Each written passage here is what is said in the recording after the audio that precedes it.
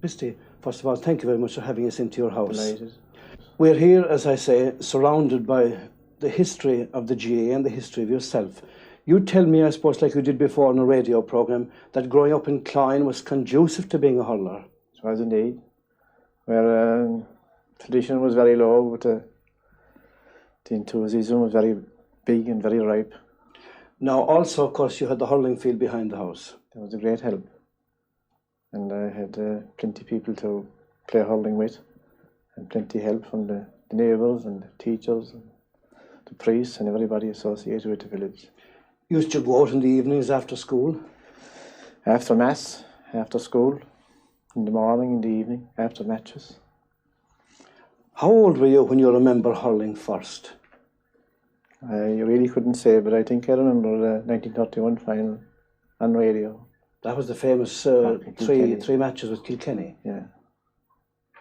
And after that, then I'd say I don't remember hurling until I became about 15 years of age. And where were you playing on the local team at the time? Well, I played, at that time there was no juveniles, but the nearest thing you could get was an under 18 minor, as it is called.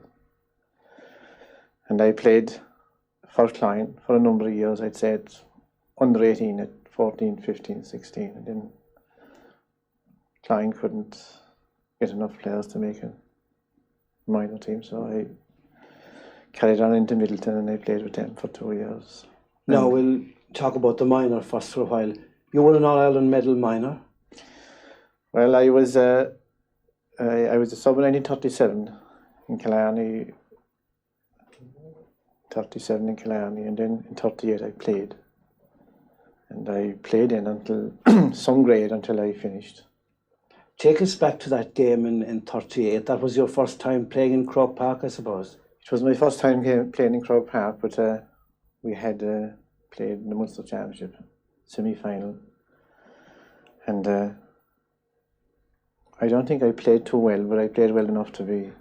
I was selected the following Sunday in the senior hurling team. Straight after the All-Ireland. Straight after that. Indeed, Christy, I suppose it could be said that over the years determination was one of your great attributes. Well, I don't know. I suppose it could be, but I don't know where that springs from.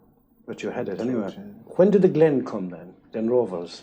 Well, I walked in the city and I fell in with the Glen, Jack Lynch and company, and stayed with them until I finished. The Glen has meant a lot to you over the years? The Glen has meant a lot to me, an awful lot really. The comradeship I made and the club itself has made it has a tremendous bearing on my life and the whole. No. Is there such thing as a spirit of the Glen?